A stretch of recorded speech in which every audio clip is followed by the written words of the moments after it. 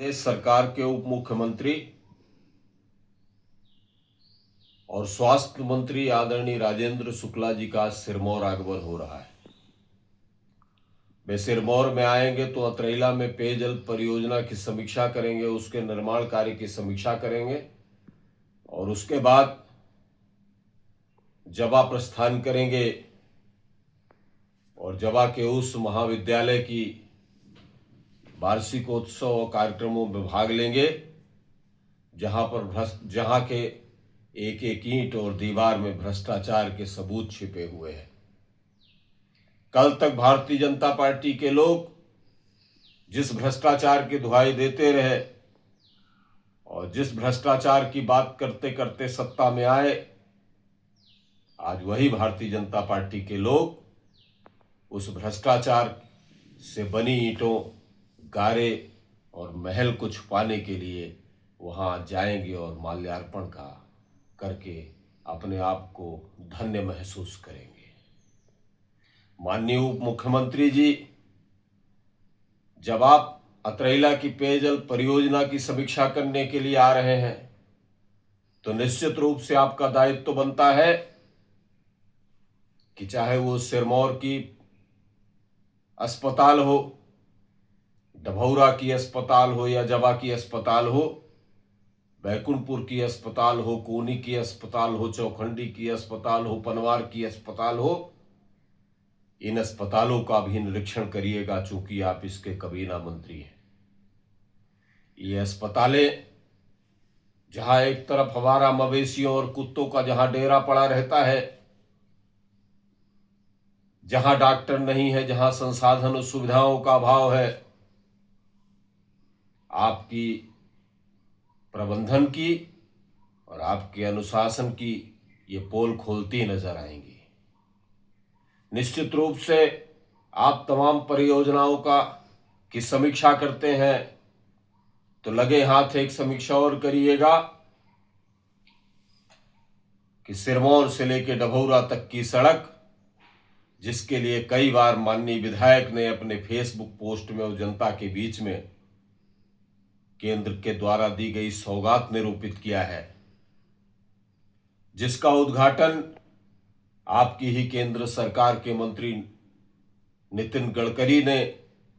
Online किया और डभौरा में टेंट लगा के माननीय विधायक दिव्यराज सिंह ने जनता के सामने वाहवाही लूटी है, जिसकी समीक्षा भी एक बार माननीय विधायक और माननीय सांसद ने राजनिवास में बैठ के कलेक्टर के साथ फेसबुक की पोस्ट में माननीय विधायक ने लिखा था कि निर्माण कार्य के प्रतिनिधि के साथ सिरमौर से लेकर डभौरा सड़क के कार्य की समीक्षा की गई। आखिर ये समीक्षा नितिन गडकरी के द्वारा किया गया, उद्घाटन कहां चला गया, इस सड़क में काम क्यों नहीं लगा,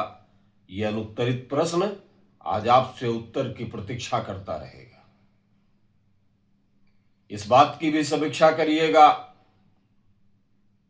कि जब भी कोई नया मार्ग बनता है तो उसकी एक बेहतर प्लानिंग की जाती है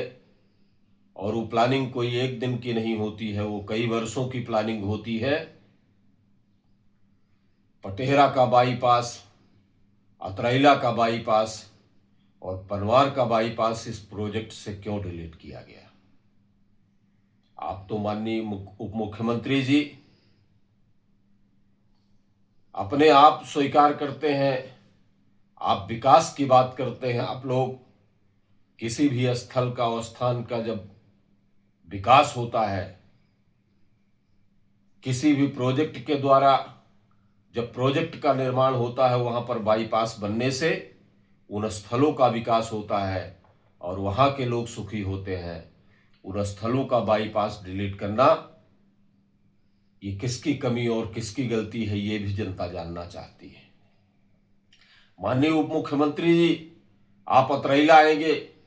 और अतरैला आएंगे तो आपसे विनती है, आपसे निवेदन है